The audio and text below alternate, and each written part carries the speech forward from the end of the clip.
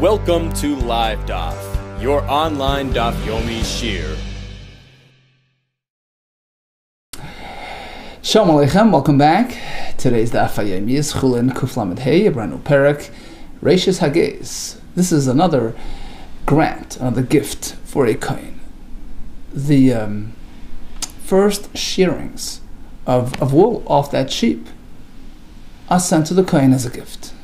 Says the Mishnah, where does this apply? Geographically. All over. Reishis Hagez, the first shearings that are given to the kohen, noiheg, this obligation applies ba'aretz, in Eretz Yisrael, u'bechutz ha'aretz, or outside, b'fnei habayis, while the Mikdash was standing, and otherwise, v'shaloi b'fnei habayis. But there is a limitation. B'chulin, it only applies to a privately owned animal, but not to a carbon animal, which happens to be shorn. How? We'll see in the Gemara exactly the scenario, but it's exempted. Avaloi b'mikdash. So if it's shorn off a animal that belongs to Hegdish, it is exempt from the mitzvah of Reishis Hagez. Now, coming off the last parak, where we discussed the matanos, these roya, l'chayayim, b'keva, that are given from the animal to the kohen, the Mishnah will now match it up, compare it to Reishis Hagez, and seek some distinctions. Chaymeir bezroya, u'l'chayayim, u'b'keva. There's a chaymer, there's a strictness, there's an advantage with respect to zroya, u'l'chayayim, u'b'keva, over our Mishnah, Reishis Hagez. In what way? Because in terms of those matanos, they apply to all types of animals, heavy animals, light animals, whether it's just one that you're shechting or many. It's all encompassing. Shazroya, v'al'chayayim, v'akeva, v'hagan, they apply, babakar, heavy animal, cattle that are shechted, uvatzoin, or light animals, b'meruba, whether many are being shechted today, uvamut, or maybe it's just one. So quantity is not relevant, as opposed to our Mishnah, Reishis Hagez, has very specific parameters. It only applies el b'racheles, firstly, only to sheep, as opposed to goats, etc. Number two, only if you're shearing a whole club, a whole bunch. Because the pasuk in describing this mitzvah reads like this. Some of you have it on the margin. Reishis degancha tirosh chavitzarecha. So the first of your crop, that's truma. V'reishis geiz tzoinecha titanlei. So this entire parak is based on merely 5 words of a pasuk, which is of course very condensed and concentrated. So in these 5 words, v'reishis geiz tzoinecha titanlei, is included all the halachas and details coming up in our parak. The pasuk in describing this mitzvah calls it Reishis Geiz Tzoincha. Now Tzoincha denotes a grouping of sheep that are being shorn. How much is a grouping? 2 at a minimum. Shtei recheles. Shenema we find in a pasuk which relates to 2 as Tzoin Yichai Ish Eglas Baka, or Shtei Tzoin. So we see Tzoin relates to 2. Ubeis Hil Oimrim, 2 is not enough. At least 5. Chamesh. Shenemar, as the pasuk says, Chamesh Tzoin Asuyis. We find Tzoin relating to 5. Now, in reference to Beis Hillel's 5, is there also a minimum quantity in terms of the shearings themselves? How much shearing has to take place to trigger this mitzvah? Yeah, Rabbi Deisa ben Hakanas Eimer, there is a minimum. So it's Chamesh Recheles, 5 sheep that are being shorn, Goizazais, that produce shearings of mana upras. Mana is a certain weight, let's say like 100 pounds. Upras is half, so 150 pounds per sheep, times 5. If you get to that total, then you have your mitzvah. Chayavois Reishis Hagez, because according to him, gaze is a whole cropping of shearings at a minimum of this amount. No, there's no minimum in terms of the cropping itself. Chamesh Recheles, okay, you need to have at least 5 shearings. 5 sheep that are goizes kol shein, which produce whatever it is. There's no minimum amount of actual shearings required to trigger the mitzvah. Having said that, okay, so you take the first of your shearing and you send it to the kohen. How much do you need to give him? Is there a specified amount? How much is given to the kohen? as follows: Mishkal Chamesh Slaim Yehuda, 5 sela weight of shearings. So in Yehuda it was 5. Shehein Eser Slaim Begadol, and Gadol, their slime were lighter, half the weight of Yehuda. So 5 in Yehuda equals 10 in Gadol, same amount. And this wool has to be meluban, v'leitzoi, cleaned up, washed up, as opposed to in its original dirty state. Why this much? Kedei lasus menu beged cotton, to enable the kohen to turn it into some sort of a small garment, a nice yarmulke. It has to be something substantive. Shenemar, the pasuk says, titan loy. Titan means it should be a gift. You can't just give him a little strand. Okay, that's why it has to be substantial. Let's say, by the time you got around to giving to the kohen, you dyed that wool. Potter, it's exempt because now it's a new entity. It's no longer in its original form. Suppose living over like tzava, he just cleaned it up without. He did libun, he cleaned it, he washed it, he heated it up, he cleaned it, but he didn't yet dye it. That's not a substantial enough transformation, and therefore it's still considered the original, and he's chayiv, the obligation still rests on that wool. Suppose a yid purchased the rights to shear a non-Jew's sheep. Patam reishis hageiz. He's exempt because the animal itself belongs to the guy. And the pasuk says it has to be yours. Geiz tzaynecha, Jewish owned, as opposed to in this case. Suppose halakech geiz tzayne shel chaverei. Between 2 yidden, Reuben purchased the rights to shear Shimon's sheep. So in this case, certainly he's obligated. But who is obligated? Reuben, who purchased the shearings, or Shimon, who owns it?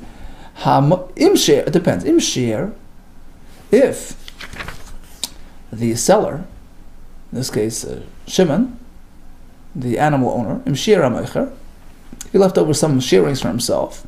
He only sold in part, but he left chayv, then he's obligated to provide the reishis hageiz for the entire crop. Lo shear, suppose the seller had left nothing behind. He gave it all away, sold it all, right? So then the purchaser is obligated. So im shear ha-meicher chayv, lo shear halakei chayv. Suppose the animal owner, Shimon, had 2 varieties, 2 types of sheep. Shchufais, the reddish ones, ulevanis, and the white ones. Machal shchufais, he sold Reuven the red ones, the right to share the red ones. Avalei levanis, but the white ones he kept for himself. Or male and female. Zacharim, he sold the male shearings, avalei nekeh was not the female. In this case, the customer cannot bank on the seller to provide reishis hageiz for the entire crop, because after all, he only purchased one type, and the other type is a separate type. Zeh la'atzmos, Reuven is obligated for his part, v'zeh noisin la'atzmo, and Shimon on his part. Okay, now we go back to the beginning of the Mishnah, where it stated that Hegdish is exempt from this mitzvah. Asks the Gemara why. My time Amar Kod is a pasuk. Tzoynecha, privately owned, yours, as opposed to Veloy, not Tzoyn of Hegdish. So if not for this exemption, if not for this pasuk denoting the exemption, I would assume that even Hegdish wool is obligated. How? Why? Time the Kos Rachman Tzoynecha. So it's only because of this exemption that we exempt the Hegdish. Holavach, if not for this pasuk, I would think, yes, Hegdish is obligated? How? I would say, B'kotchem, Chayavim, B'resh Hageiz, even Kotchem is obligated, B'resh Hageiz? How? You're not allowed to shear wool for an animal. That's Hegdish. Halav Negiz and you're not meant to shear those animals. You're not meant to shear a Bechor. So even without this pasuk, it's not relevant. Answer, yeah, if we're speaking about carbon animals, you're right. There's no shearing going on anyways. My skin here, we're speaking because of an animal that's owned by the Hegdish proper, the Hegdish estate. It's not meant for the Mizbeach. It's just another possession of Hegdish. Ask the Gemara, but that's also not allowed to be shorn. V'amar Belazar, he teaches us, even those, asurim begiz, you can't share them or work with them. No, it's only with the Rabbanon. It's a rabbinic prohibition. So therefore, perhaps I would think, Since Minat Torah, there's nothing wrong with sharing them. B'nei Gizaninu, they can be shorn. So therefore, Echad Gazas, like, suppose he did go and share it, Leisik, you would have to forward the Reish Sages to the Kohen. Comes the pasuk Tzayincha to exempt. Ask the Gemara once again. It's not relevant. You can't give it anyway. Well, Kaddish law. The sharing is holy. You can't give it to the Kohen. It belongs to Hegdish. Well, I would think you have to redeem it and then give it to him. Lifrag, redeem it, but Leisik and give it to him. But you can't. The pasuk which says Vehemet Veherach, you have to stand up the animal and assess it. You can't do that to wool, which is just, an inanimate object. So redemption is not practical. So it can still work according to the opinion that in terms of kachim of bedek habayis, there's no requirement to stand them up and to assess them. There's no requirement to do this. So technically you can redeem the wool, transfer the kedusha onto money, and give the sharings to the kohen. But according to the opinion that even bedek habayis material is committed to this process, which wool can't undergo. You can't stand up the wool, so you can't redeem it. So what's the point of discussing it? There's no relevance. There's no room to give it to. Amar of Mani Bar Patish. Let me explain to you what's going on. Hacha here b'magdish behemtoy lebedek habayis. True, he took an animal, committed it to the bedek habayis chest, with an exception. Chutz megizoseh. I'm holding back the shearings. That is not included in the donation, and therefore, perhaps I would think, in this case, share it, because it belongs to you, and then you're obligated to give part of it to the kohen. Hence, the pasuk amakra, to exempt it, tzayincha, has to be privately owned, as opposed to this tzayin, which belongs to Hegdish. Although the shearings are yours, but the animal belongs to Hegdish. Once you've come up with this original scenario, so then the same could be applied to a carbon animal. Let's say you took an animal, magdish is an oila, and held back the shearings. Okay, so you can share it, and you would say, give part to the kohen, if not for the pasuk that exempts it. No, kachsh. It's not really an option, because that weakens. When you share the animal, it weakens the animal, and that's not legal. It's not appropriate. You're not allowed to do that if it's kache mizbeach. Well, kache bedek habayis nami kachshi. Well, the same issue of weakening happens to kache bedek habayis. The Amar, we're speaking the Amar, he said, he stipulated, chutz megiza v'kechisha. I'm donating it to bedek habayis, but holding back the sharings and the weakening effect that sharing would have on the animal. So that would allow him to go and share it. Well, kache mizbeach nami. So the same could be regarding a carbon. Hold back the sharings and the effect of it. The Amar will say, chutz megiza ukchisha, stipulate, kaddish, yeah, but not the giza, not the weakening effect. That wouldn't have any legal standing. Afiloche pashta kedusha bekula. There's a concept called pashta. It spreads. Once the animal attained that status of a kedusha sakuf, it's inherently kaddish from its beach. You can't hold back the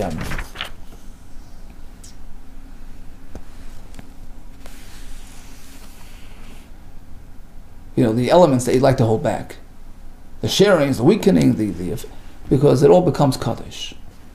How do you know that it spreads throughout? Amar B'yesi, as Rabbi Yesi tells us, look, when it comes to donating to Hegdish, a person declares, Ragla shalzu oila. Merely the foot of the animal is designated as oila. Does it stay limited to the foot? No, kula oila. It spreads throughout the entire animal, which now becomes an oila. Even according to his opponent, Rameir disagrees. Says doesn't spread from the leg to the rest of the animal.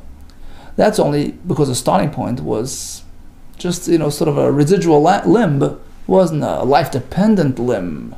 That's only true with the Aglish when he donated davar she'ein hanashavat luyuba, the leg which its life doesn't depend on it. It's not a critical element of the animal, so it doesn't really trigger a complete kedusha. Aval higdish davar she'hanashavat luyuba. Let's say he was magdish the heart, something which is critical to the animal's life. Once he triggers it, kacha, now it spreads throughout the entire animal. If he would have been magdash the animal as an oila and just stipulated, I'm holding back the giza and the kachash, it wouldn't work. The whole thing would become kula oila. So the only option remaining is kosher b'dek habayis. We don't say kod, pashta, it doesn't spread. Whatever I'm magdash, whatever I leave out, I leave out. And that's what happened. He donated an animal to b'dek habayis and held back the giza and the kachash. So I would think, okay, share it and give part to the kohen. Comes the pasuk, tzoncha, yours is obligated, but not something which is belonging to hekdesh. Rav Amar, I'll tell you another case, which requires an exemption. What's the hekdesh we're talking about? Rav Amar b'magdash giza atzma. What happened was, he was not magdash the animal. No, that's his, all the way. He just donated the shearings. So, in this case, you can't really exempt it from tzoncha, yours. It is yours. It's a privately owned animal. So why then am I exempt from giving the reish zagez to the kohen? Yeah, perhaps I would say that you have to give a ligzais v'lifrik, share. And you're allowed to, because it's a privately owned animal, you're allowed to share. But the giza belongs to hekdesh, v'lifrik, then redeem part of it, v'leisivlei, give it to the kohen. That's what I would think. Very fair scenario. Amar Kra comes to the pasuk and says, "Geiz tzayin chatitin loy." The shearings of the tzayin give to him, indicating that's one continuum without interruption. If it requires a step which interrupts that continuum, you're exempt. Such in this case, where you can't just give it directly from the sharing to the kohen because you have to redeem it in the middle. Mi she'ein mechusar, only in a situation where it's lacking ela gziza mesina sharing, and then directly giving it to the kohen without interruption. Yotze says, as opposed to our case, which requires another step to interrupt between the sharing and the delivering to the kohen. Shemachusar, it's lacking geziza, step number one, sharing. Pidia, redemption, you have to redeem it, and then ultimately deliver it. Unasina, that's why it's exempt. Okay, so bottom line, Mishnah exempts mukdashim from reish zagez. We have two options, two ways to explain the Mishnah. Either we're speaking that he was magdash to b'dek habayis and held back the giza and the kachash, so he's sharing it. I would think that you have to give part of it to the kohen. Tzoncha exempts it. Rabbi's case is that he was magdash the actual giza, and he's sharing it, but it belongs to hekdesh. Requires redemption. That redemption step interrupts the process, and that's why he's exempt. Okay, so going to Rava, we haven't really derived anything from tzoncha. Right? Tzoncha, yours, as opposed. According to Rava, the exemption came because of the interruption of the process. So according to Rava, what's tzoncha coming to teach us? It could have just said tzon, why tzoncha, yours? What's that coming to accentuate? What's that for? The sani for the brisa. Behemas hashutfim chayevet b'reish zagez. Suppose two Yisraelim, Reuven and Shimon, are partners. A Jewish partnership in an animal. They're obligated to give b'reish zagez. For Rabbi, no, he exempts poiter. Why? My time with Rabbi, why does he exempt a Jewish partnership? Amakra tzoncha, it has to be single owner only, singularly. Tzoncha, as opposed to a partnership even with a yid. For Rabbanim, they respond, tzoncha, that singular connotation is coming to exempt a partnership with a guy. But two yidden own an animal?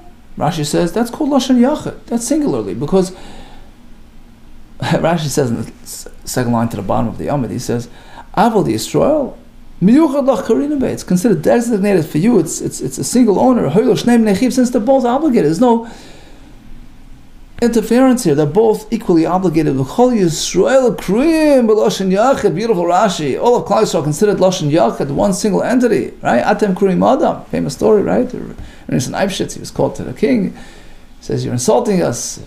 Gemara says, "Only you're called Adam, we're called, what are we, Behema?" So he says, "Let me explain to you." Hashem gave him this unbelievable thought.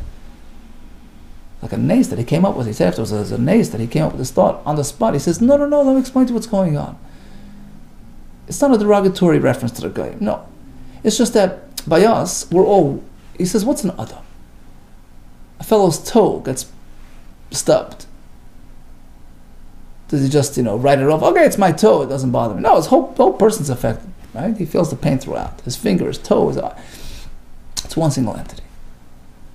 He said, by Klal Yisrael, when one Yid is in trouble at the end of the world, Jonathan Pollard, everybody, Rabashkin, right, the whole world's, Klal Yisrael feels each other's pain with one inseparable entity. It's like one body, one Kaima Shlema. That's unique to Yid. The Goyim don't have that, right? If there's a tragedy on the other side of the world, people, it's not personal, doesn't relate to them. So that's something unique that we have, something extraordinary, something special.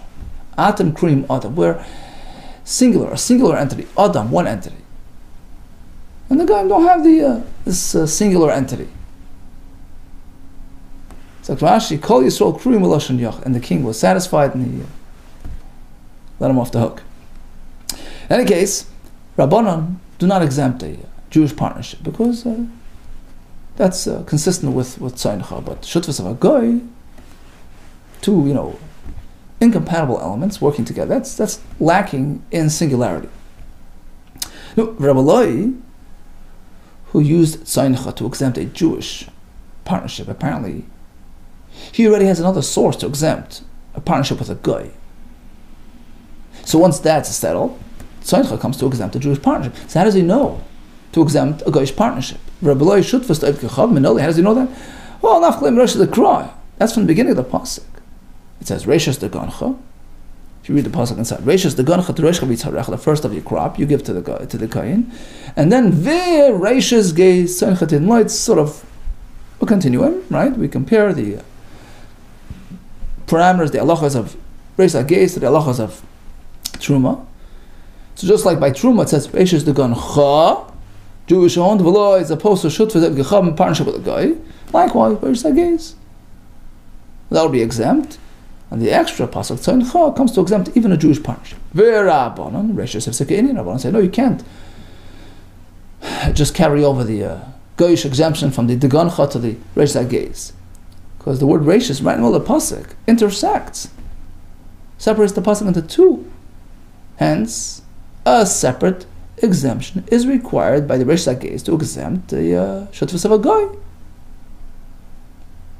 leaving nothing available to exempt the Shutvas of a Yid. Verbally, he responds, Vav. The Reishas in the second part of the pasuk has a prefix of Vav. That's a connector. Vav is a connector. Hadar Arve.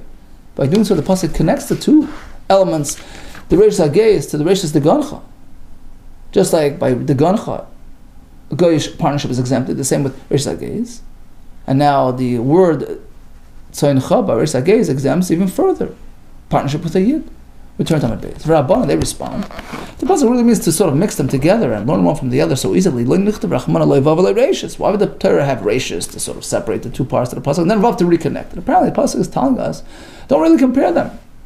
For Rabbi, he responds, no, I did a Hakedushas Damim, Hakedushas Guf, since ultimately they're different elements.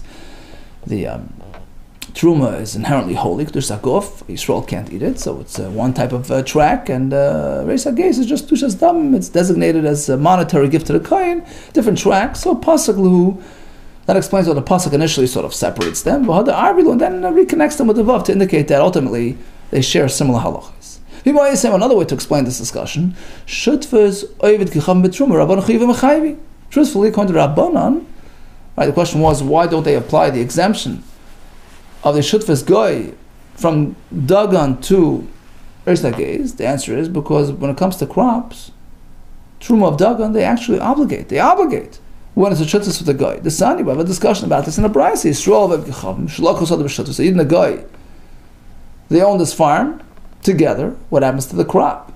Is it Chayiv in Truma? Is it Tevel? Or is it not? Or is it just CHULLIN, which is exempt from Truma? Tevel v'CHULLIN, Murav and Zebazeh.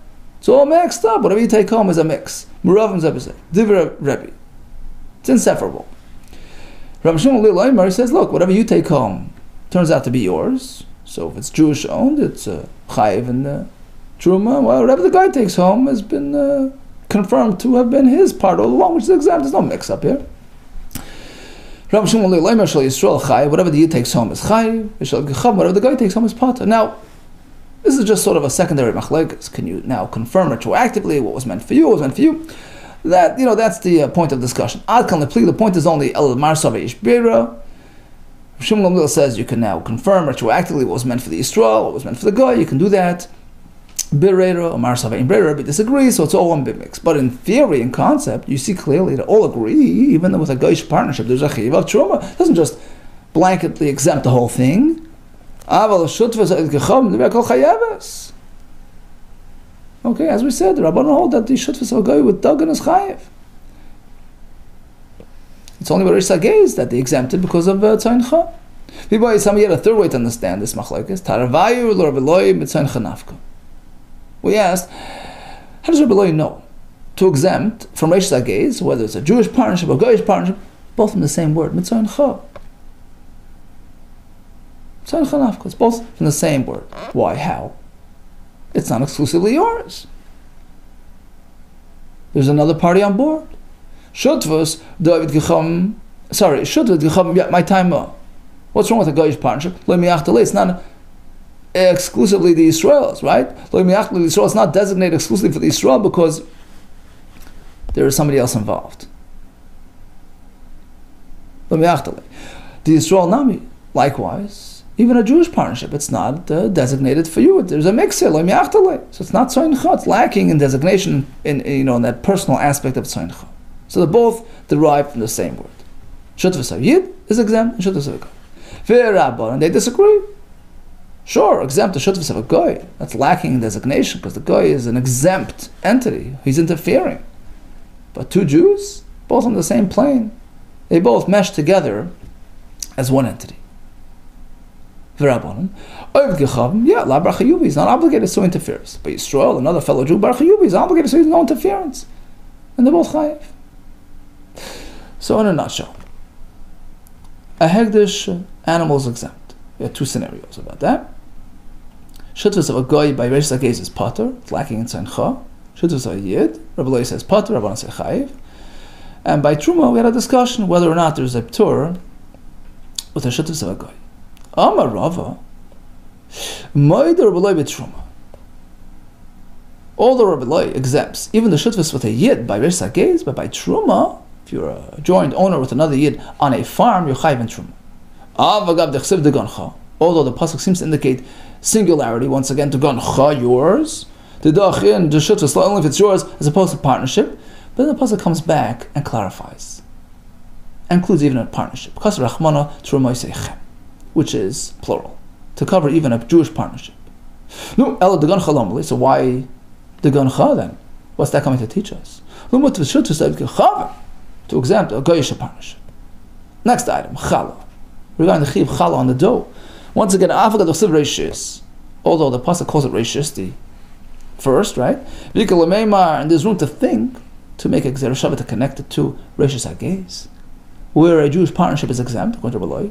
Nail, if we learn reishis will connect reishis over here to reishis by reishis hagez. Mala halon the shutfas just like over there, Jewish partnership is exempt. Afghan shutfas over here as well, because Rachman say chem. Pasuk comes back with plural to cover even a Jewish partnership.